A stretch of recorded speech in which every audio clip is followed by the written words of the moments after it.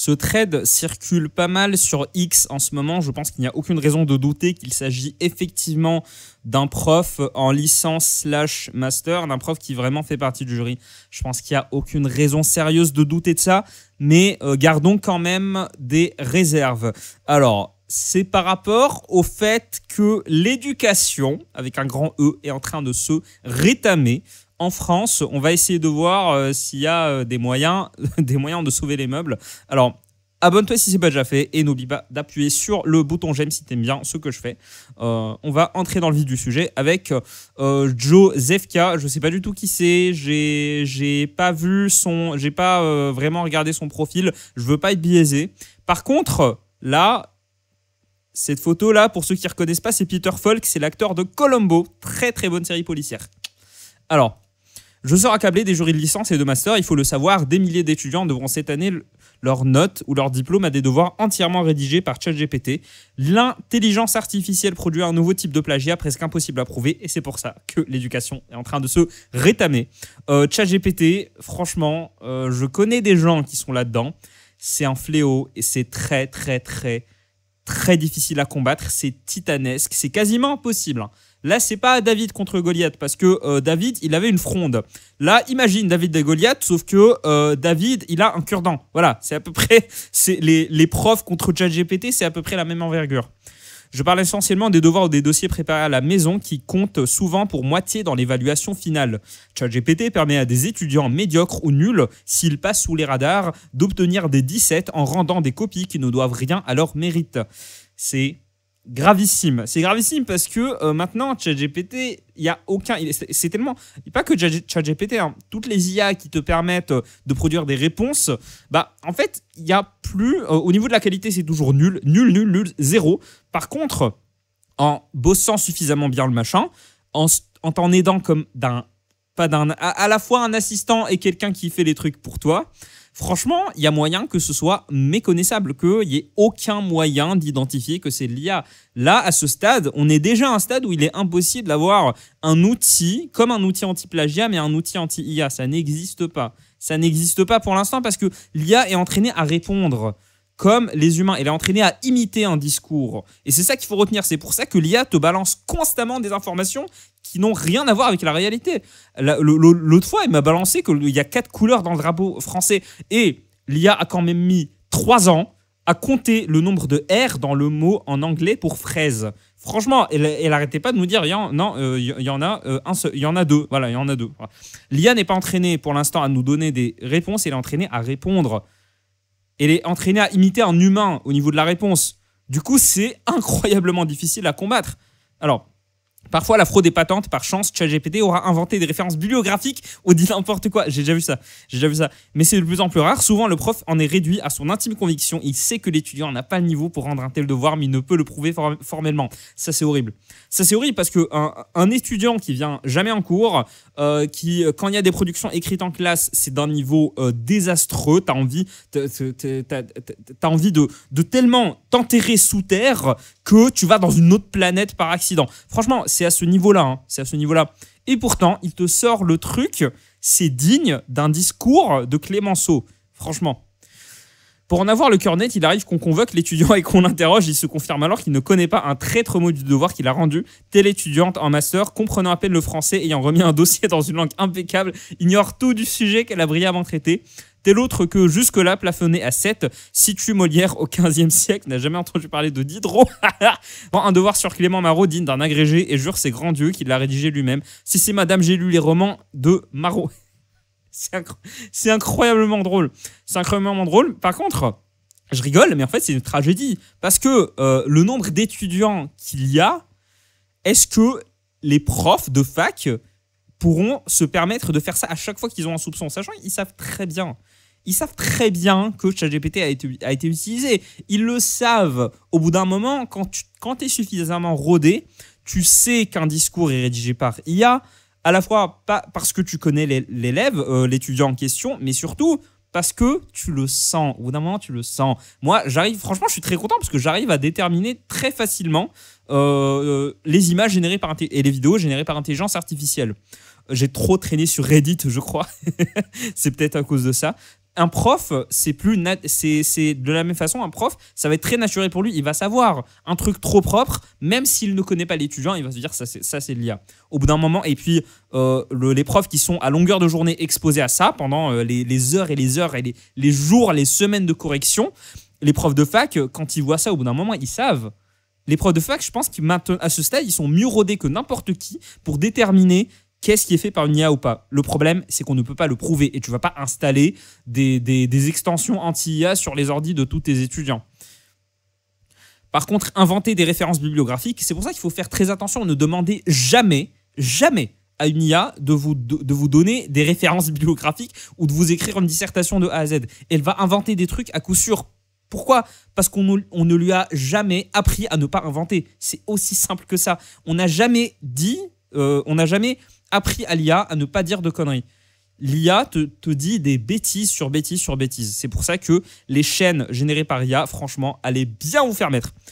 Or, même dans de tels cas, la fraude doit être prouvée formellement, ce qui était facile dans le cas d'un plagiat ordinaire.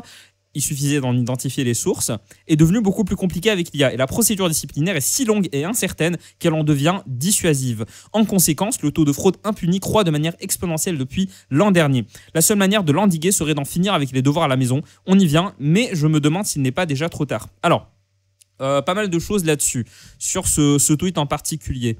Par rapport au truc anti-plagiat, alors, contrairement à ce que tes profs à la fac essayent de te faire croire, non. Toutes les copies n'étaient pas passées automatiquement au logiciel anti-plagiat. Parce que, messieurs, dames, je vais vous délivrer un secret de polichinelle, le logiciel anti-plagiat met 2 heures en moyenne à traiter une copie entière. Du coup, non, absolument pas. Même numérique. Là, je vous parle vraiment juste du texte. Donc non, toutes les copies n'étaient pas passées au logiciel anti-plagiat. Parce que ça prenait beaucoup trop de temps. Là, le problème, il devient autre. C'est un autre type de plagiat. Je ne suis pas de ceux, typiquement sur Reddit, qui vont systématiquement s'opposer à l'IA. Je trouve que c'est complètement stupide. Par contre, je ne peux pas nier le fait que l'IA est une forme de fraude. Parce que les IA sont entraînées. Elles sont entraînées en utilisant quoi ? En utilisant des textes. Et du coup, les textes qui sont utilisés sont entraînés pour... Alors, c'est plus indirect, je suis d'accord, mais ça reste de la fraude. Ça reste de la fraude. Surtout, c'est de la fraude dans un sens très simple, c'est que l'étudiant ne l'a pas écrit. Voilà, il n'a pas écrit le texte en question.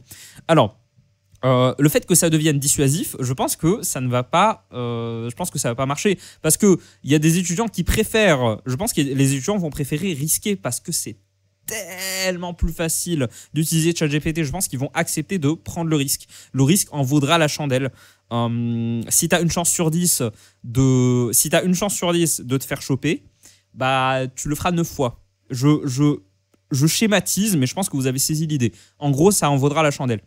La seule manière de l'endiguer serait d'en finir avec le devoir à la maison. Alors ouais, il y a déjà des profs qui ont fait ça, hein. Les devoirs à la maison, c'est terminé parce qu'ils savent très bien que ça va être fait par l'intelligence artificielle. Notre bac ne vaut déjà plus un clou. Il est presque naturel que des étudiants qui n'ont pas appris à penser, à lire des textes difficiles, à rédiger avec soin, se précipitent sur un outil magique, un esclave de pensée, qui leur promet, moyennant un abonnement modique et quelques prompts bien sentis, de se charger de toutes ces tâches fastidieuses, qu'ils ne sauront jamais le faire eux-mêmes, thèse, antithèse, prothèse. On en vient à un autre sujet, c'est l'éducation tout court, c'est-à-dire le collège et le lycée qui sont à un niveau désastreux. J'ai assez de mal à avoir de la sympathie pour ceux qui doivent faire face à ce problème par rapport à l'éducation, parce que ça a été volontaire. La destruction de l'éducation française a été complètement volontaire. C'est les post-68ards qui sont tous devenus profs et qui maintenant ont dézingué l'éducation française. Je m'arrête là, franchement c'est un autre sujet, mais rien que le fait que le bac soit aussi facile, aussi peu sélectif, là c'est un autre sujet, mais le fait que le bac soit aussi peu sélectif, mécaniquement, ça fait en sorte qu'il ne vaut plus un clou. Je vais être extrêmement dur, mais c'est très important de parler de ça. Je suis désolé, il y a des vérités qui font mal.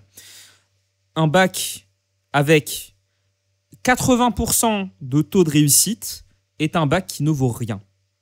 Un diplôme que tout le monde peut avoir, à part les gens qui vraiment le méritent parce que soit ils bossent pas, soit ils sont stupides, ça ne vaut rien.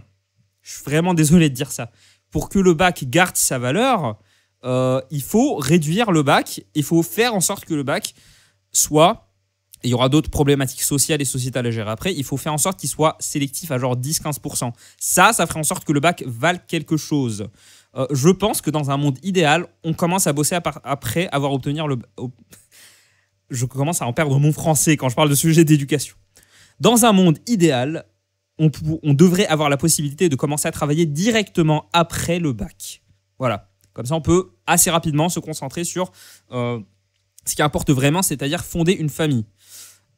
Les études, c'est très important, certes, sauf que je n'aime pas, je trouve que c'est ridicule et inefficace le fait qu'en France, par défaut, on fasse des études. Non, on devrait faire des études si on en a besoin. On ne devrait pas... Pourquoi ce que je suis en train de dire, c'est pas juste des préférences. Je suis pas juste en train de vous expliquer mes préférences à moi en termes d'éducation. C'est objectif. Tout le monde fait des... Maintenant, c'est tout le monde a le bac. Du coup, le bac ne vaut plus rien. Donc, tout le monde doit faire des études. On a essayé d'éradiquer les discriminations. Regardez le résultat. Maintenant, les discriminations sont encore... Les discriminations en termes sociaux, en termes de richesse, sont encore pires. Maintenant, elles sont encore pires qu'avant. On a essayé, on a pensé qu'en rendant le bac accessible à tout le monde, ça allait permettre à tout le monde d'avoir les mêmes chances de réussir. Absolument pas. C'est l'inverse qui s'est passé. Parce qu'il y avait un diplôme qui était assez peu accessible. Vous l'avez rendu plus accessible. Bah maintenant, vous avez juste déplacé les inégalités. Maintenant, les inégalités, c'est dans le type d'école, c'est dans le type d'études supérieures qu'on va avoir. Quelqu'un diplômé de la fac de Poitiers, un diplômé en master de management à la fac de Poitiers, a aucune chance face à un mec qui est diplômé de HEC ou Polytech ou un truc comme ça. Et bien évidemment, je vais pas vous faire du Bourdieu à la con, mais c'est simple comme bonjour. Les gens, argent égale grande école prestigieuse. Voilà. Argent égale grande école prestigieuse. Maintenant, les inégalités, c'est dans le type d'école. C'est pas dans est-ce que tu as un diplôme ou pas, est-ce que tu as le bac ou pas. Maintenant, on a fait que déplacer. Et c'est ça qui est incroyable, c'est quand on veut atteindre une égalité de résultats, voilà ce qui arrive. Quand on veut atteindre, on ne s'est pas du tout concentré sur l'égalité de départ, qui est une vraie égalité. On a essayé d'avoir une égalité de résultat qui ne peut être qu'artificielle, et voilà le résultat. Le bac, c'est complètement cassé la gueule. Le nivellement par le bas. Si vous voulez, une des raisons du nivellement par le bas du bac, de l'éducation en France en général, l'éducation supérieure autant que l'éducation secondaire, ce que tu veux. Je pense que c'est futile d'essayer de chercher plus loin. Voilà. Mon bouton pause s'est déplacé. C'est très dur parce que je sais ce qu'on va me rétorquer. Hotman, tu penses que les gens ne devraient pas avoir le bac, tu penses que on devrait rendre le bac plus sélectif, plus dur. Oui. Oui. Objectivement. Parce que là, vous avez toute une partie de la population qui ne sert à rien pendant 5 ans. À part ceux qui font des jobs étudiants, qui sont en minorité. Mais les étudiants, donc pendant au moins 5 ans, ils ne servent à rien. C'est très dur. Oui, c'est très dur ce que je suis en train de dire. C'est extrêmement dur. Mais pas oser. Je reformule. Prouvez-moi que j'ai tort, parce que je ne demande que ça. Prouvez-moi que j'ai tort. La fac, la démocratisation du bac, la démocratisation des diplômes, ça n'a pas du tout permis de régler les inégalités et les discriminations à l'embauche en termes social. Parce que oui, alors je suis désolé, je ne veux pas faire le gauchiste de service, mais parce que tu es né dans une famille qui n'est pas suffisamment riche, tu n'as pas pu te payer de grande école, tu n'as pas pu te payer une éducation suffisante et au final, tu n'as pas du tout les mêmes chances au niveau de l'emploi, oui, ça s'appelle de la discrimination. Que Jean-Édouard qui est allé à HEC, oui, il y a une part de mérite là-dedans, je suis d'accord, parce que ce genre d'école, il y a des gens qui, sans condition de départ, arrivent parfaitement à s'insérer, sauf que ça reste l'exception et c'est pas vraiment le sujet. Mais ça s'appelle de la discrimination. C'est une forme de discrimination. Je veux pas faire, encore une fois, je veux pas faire du Bourdieu à la con, je veux pas faire le gauchiste à la con, mais c'est une forme de discrimination. On a fait que déplacer. On l'a même pas fait. On l'a juste fait monter au niveau de l'éducation supérieure. Il y a énormément d'inégalités, franchement. Regardez juste à l'Assemblée nationale, il n'y a jamais eu autant de gens très riches et de cadres. Voilà. Il y a plus d'inégalités. Il y a plus de... Maintenant, aujourd'hui, il y a plus de différence entre la classe sociale des politiciens et la classe sociale du français moyen que au Moyen-Âge. Parce qu'au Moyen-Âge, t'avais le tiers-état, t'avais des représentants qui étaient des notables.